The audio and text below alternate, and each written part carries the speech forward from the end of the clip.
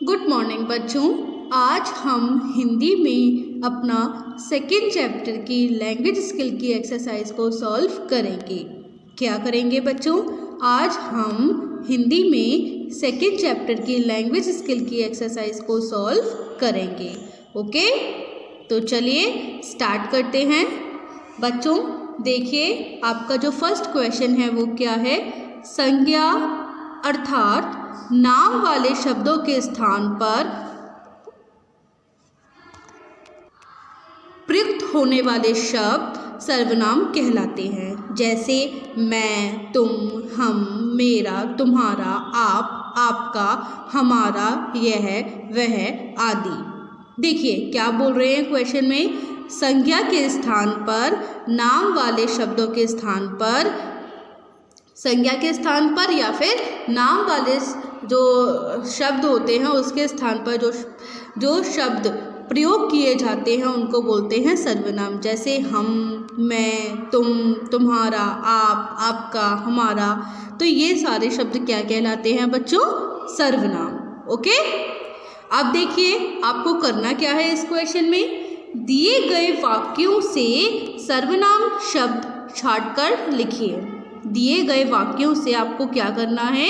सर्वनाम शब्द छांटकर लिखना है। तो आपको देखना है कि यहाँ पर सर्वनाम शब्द क्या है और उसे लिख देना है। ठीक, अब सेंटेंस है आपका, तुम चुप क्यों बैठे हो? तुम चुप क्यों बैठे हो? तो इसमें बच्चों बताओ मुझे सर्वनाम क्या है? तुम चुप क्यों बैठे हो? देखिए सेंटेंस के आगे क्या लगती है? संज्ञा। तो ये क्या है? तुम। और संज्ञा के स्थान पर क्या प्रयोग किया जा रहा है? सर्वनाम। मैंने बताया था ना, मैं, तुम, हम, मेरा, तुम्हारा, आप, आपका, ये सारे शब्द क्या होते हैं? सर्वनाम। तो तुम क्या है बच्चों? सर्वनाम। हमने यहाँ पर लिख दिया। ऐसे ही करना है आपको। ओके, आगे बढ़े। चलिए देखिए बच्चों, इसके आगे के सेंटेंस क्या हैं? अब तो आप समझ ही गए होंगे। अब तो आप समझ ही गए होंगे। तो इसमें आप क्या है बच्चों? सर्वनाम। तो यहाँ पर क्या आ जाएगा? आप। ठीक, नेक्स्ट देखिए, मेरी नज़र में सूरज की रोशनी सबसे उज्जवल है। मेरी नज़र में सूरज की रोशनी सबसे उज्जवल है। तो इसमें सर्वनाम क्या है बच्चों? बताइए मुझे। मेरी। क्या है? मेरी। तो मेरी आपका कहाँ पर आ जाएगा? यहाँ पर। ठीक, नेक्स्ट, यह हमें रोशनी और गर्मी देता है। यह हमें रोशनी और गर्मी देता है। तो यह क्या है? सर्वनाम। तो यहाँ पर क्या आ जाएगा? यह है। समझ आ गया आपको फर्स्ट क्वेश्चन? आगे बढ़ें। चलिए अब हम करेंगे अपना सेकंड क्वेश्चन। ठीक, देखिए क्या लिखा है? दिए गए शब्दों से दो दो सार्थक शब्द बनाने हैं। दिए गए शब्दों से क्या बनाने हैं आपको? दो दो सार्थक शब्द। देखिए आपको एक शब्द दे रखा होगा, आपको उसी से दो सार्थक शब्द बनाने हैं। सार्थक का मतलब होता है जिसका कोई अर्थ हो। ठीक, आपको क्या बनाने हैं? सार्थक शब्द। सार्थक का मतलब क्या होता है? जिसका कोई अर्थ हो। तो देखिए जैसे हमारे पास लिखा हुआ है यहाँ पर अकवर। अकवर। तो आपको इसका यूज़ करना है इन शब्दों का और दो सार्थक शब्द बनाने हैं। तो देखिए क्या बना? अब कर। आ और वा का यूज़ कर लिया तो हो गया अब, और का और र का यूज़ कर लिया तो हो गया कर। तो हो गए हमारे दो सार्थक शब्द, अब और कर। ठीक, इनका अर्थ भी है। अब मतलब अभी करो काम, और करना तो कर। ऐसे ही हमारे पास है बीरबल। तो हमें बीरबल से दो सार्थक शब्द बनाने हैं। बीरबल, तो बीर हो गया और बल हो गया। ठीक, बादशाह। बादशाह, तो बादशाह से दो सार्थक शब्द क्या बनेंगे? बाद और शाह। या फिर हम लिख सकते हैं बाद और दशः। क्या लिख सकते हैं? बाद और दशा, बाद और दशा। ठीक। मानव, मानव से आपको दो शब्द बनाने हैं, मान और नव, मान और नव। ठीक। ऐसे ही आराम, आराम से दो सार्थक शब्द क्या बनाने हैं? आम और राम। आम हो गया आपका फ्रूट एंड राम जी थे, है ना, तो आम और राम। जगत से आपको दो सार्थक शब्द बनाने हैं, जग और गत, जग और गत हो गए। ऐसे ही सूरज से तो रज और सूज। क्या बना आपके दो सार्थक शब्द? रज और सूज। ऐसे ही वनस्पति से क्या बना? वन और पति।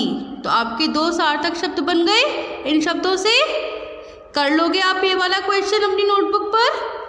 आगे बढ़े, चलिए आगे बढ़ते हैं और थर्ड क्वेश्चन को पढ़ते हैं। ठीक। देखिए क्या लिखा है, दिए गए शब्दों के विलोम शब्द लिखिए। आपको क्या लिखने हैं? विलोम शब्द लिखने हैं। ठीक है, यानी अपोजिट वर्ड्स लिखने हैं। देखिए सवाल, सवाल का अपोजिट क्या होगा?